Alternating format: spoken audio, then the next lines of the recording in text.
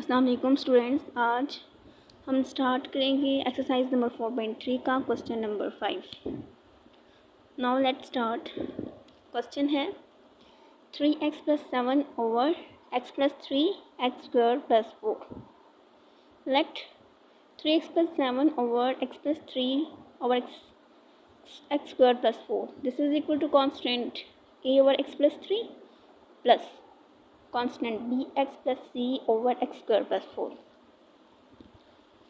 ये मैं अपनी प्रीवियस वीडियो में आपको बता चुकी हूँ कि आप लोगों ने किस तरह से ये bx + c लिखना है, x क्यों इन्वॉल्व करना है। इसलिए यहाँ पर x² है आपके पास, ठीक है, प्लस 4 की जगह आपने कांस्टेंट c लगाया और x² की जगह आपने bx लगाया, यानी कांस्टेंट b और साथ xb।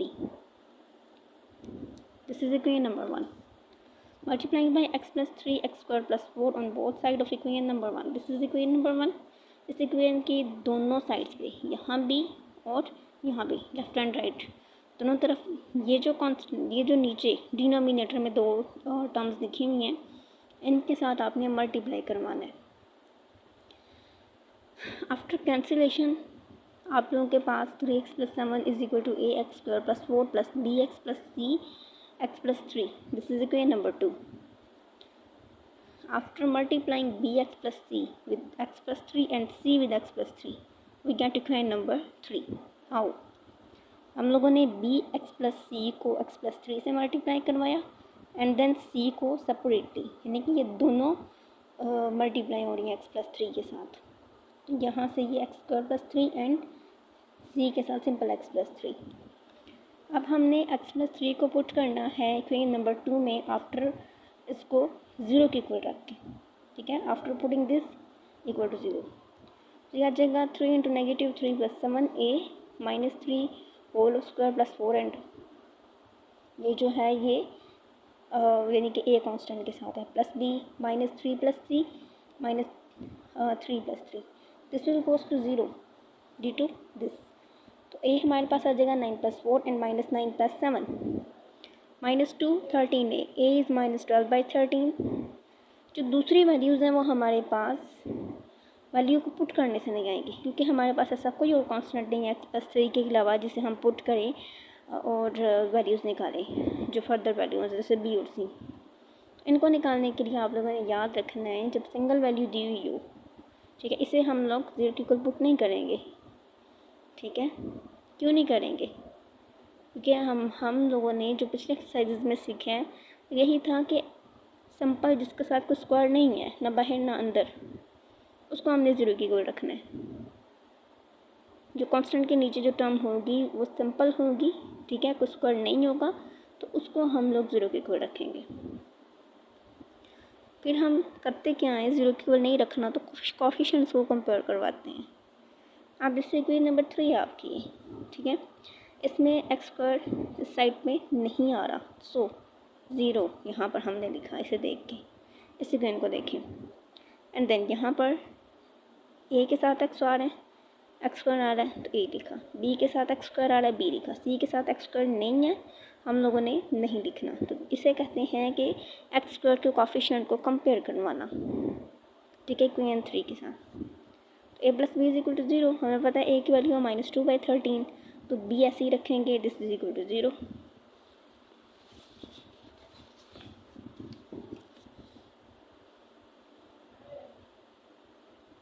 अब हमें पता है a की वैल्यू -2/13 थी, ये हमने पुट की तो b की वैल्यू आ गई 2/13। अगेन हमें अब c की वैल्यू नहीं है हमारे पास, हमें c की वैल्यू चाहिए, तो फिर हम x के कोफिशिएंट्स को कंपेयर करवाएंगे। कैसे? इक्वेशन नंबर 3 को देखेंगे हम लोग, यहाँ देखेंगे 3x, a के साथ कोई x पावर कोई x टर्म नहीं है, यहाँ b के साथ x टर्म है और c के साथ, so 3x is equal to b 3bx, ठीक है, या फिर आप इसे x नहीं लिखेंगे 3b + 3c।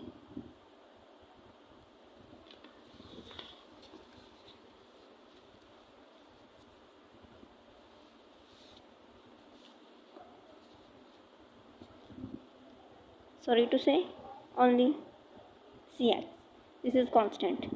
जब कांस्टेंट की बारी आएगी, अगर हमें कांस्टेंट को कंपेयर करना पड़े तो हम लिखेंगे समन is equal to 4a plus, इसके साथ कोई कांस्टेंट नहीं है, हम लिखेंगे 3c।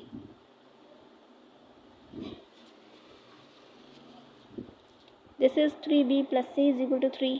b की वैल्यू हम लोगों ने यहाँ पे लिखी कि b की हमारे पास ये वैल्यू निकली थी, दिस वैल्यू।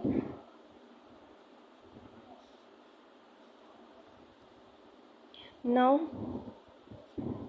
b की वैल्यू पुट की, हमारे पास ये आ जाएगा 6/13 प्लस c की वैल्यू आ जाएगी 33/3। अब इन तीनों वैल्यूज़ को उठा के कोई नंबर हम लोग 1 में पुट कर देंगे।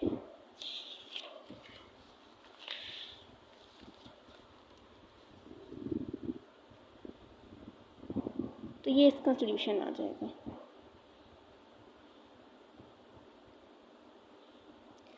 Next question number 6। हम इसी वीडियो में जो एक्सरसाइज नंबर 4.3 है इसको वाइंड अप करेंगे। वही मेथड है, द मेथड इज सेम।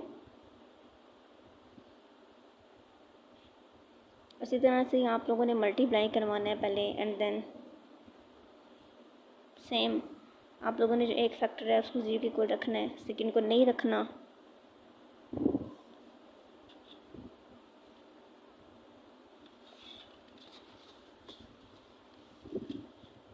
फिर इसी तरह से आप लोगों के पास a की वैल्यू 1/2 और जो x² और x के कॉफिशेंट हैं इनको कंपेयर करने से b की वैल्यू 1/2 और c की वैल्यू -1 आ जाएगी।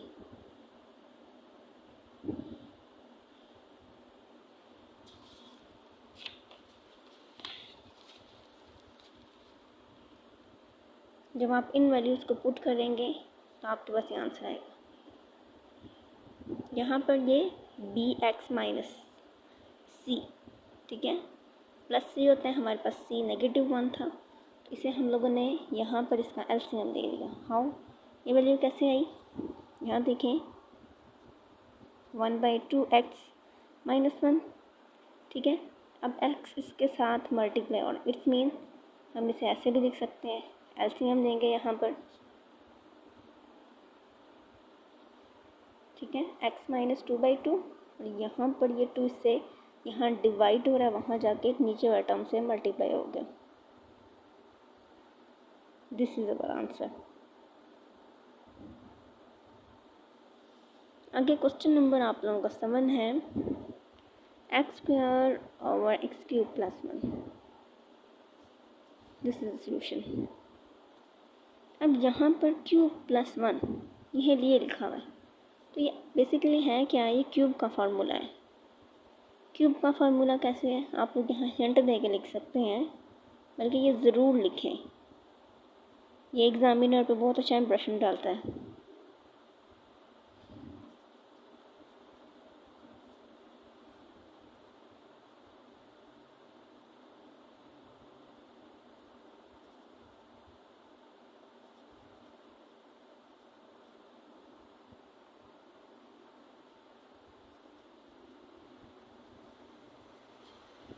दिस फार्मूला ये ओपन हुआ हुआ है, a³ माइनस b³, ठीक है, सॉरी प्लस b³।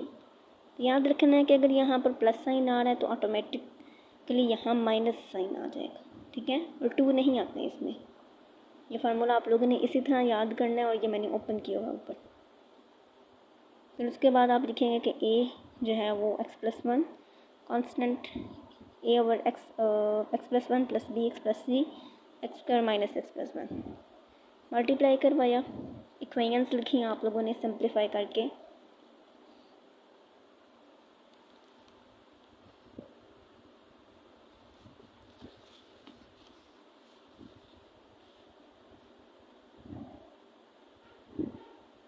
a की वैल्यू आप लोगों के पास 1/3 और b की वैल्यू -1/3 आ जाएगी। कॉन्स्टेंट्स को कंपेयर करवाना है, ठीक है, यहाँ पर क्यों करवाना है कॉन्स्टेंट्स को कंपेयर, हमारे पास एक और वैल्यू भी थी सी वाली, वो हम लोगों ने क्यों नहीं यूज़ की, इसलिए यूज़ नहीं की क्योंकि हमें ए और बी की वैल्यूज़ नहीं चाहिए अगेन। तो कांस्टेंट सी को ही यानी कि कांस्टेंट्स को ही कंपेयर करेंगे जब हम लोग, तो हमारे पास सी की वैल्यू आएगी। हाउ, ये थी आप लोगों की इक्वेशन नंबर 3। यहाँ देखें, अगर हम लोग इसको सिंप्लीफाई करके लिखते हैं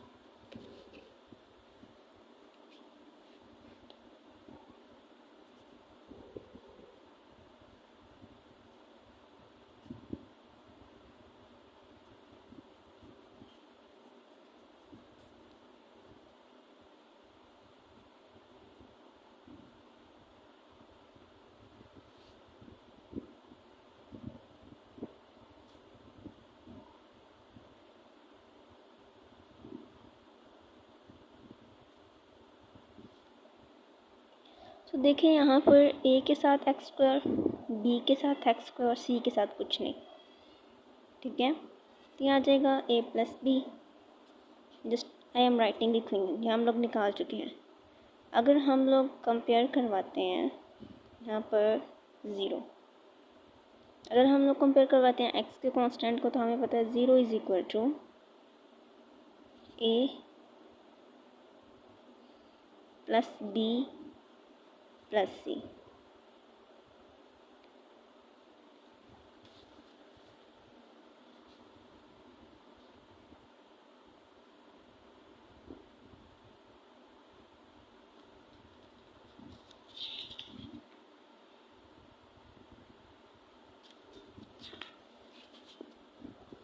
और अगर हम लोग सिंपल कांस्टेंट्स को कंपेयर करवाते हैं तो हमारे पास वैल्यू आती है 1 is equal to A plus C, क्योंकि बी के साथ कोई कांस्टेंट नहीं है।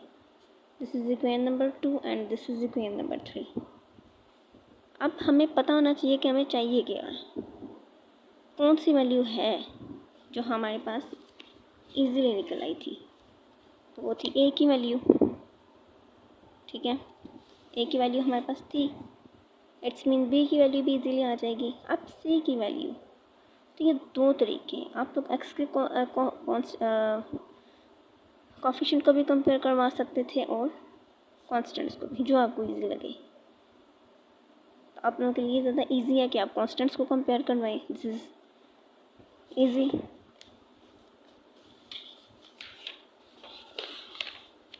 तो यहाँ जस्ट आप लोगों ने वैल्यूज़ पुट करनी है, यहाँ एलसीएम लेना है और आप लोगों के पास सी की वैल्यू आ जाएगी 2/3। इन तीनों वैल्यूज़ को उठा के आपने ये नंबर 1 में पुट कर देना है। तो दिस इज़ द आंसर। यहाँ पर हम लोगों ने ऊपर एलसीएम ले लिया, यहाँ पर ये 3 यहाँ डिवाइड है, यहाँ जाके मल्टीप्लाई हो जाएगा इस टर्म के साथ।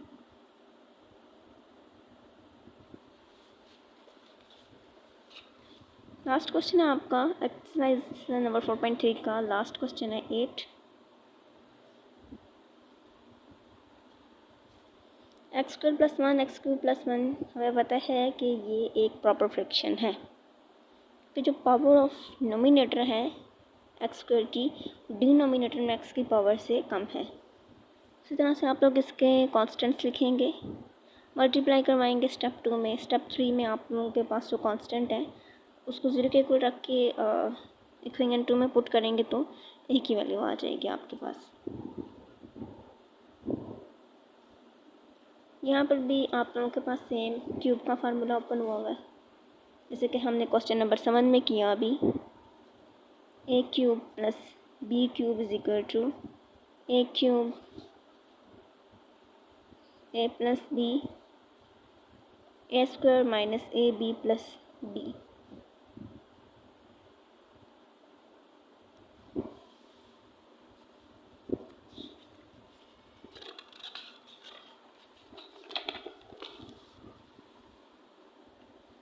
नेक्स्ट आपने कंपेयर करवाया एक्स स्क्वायर के कोफिशिएंट्स को, तो आप लोगों के पास बी की वैल्यू आई। कांस्टेंट्स को कंपेयर करवाएंगे तो सी की वैल्यू आ जाएगी।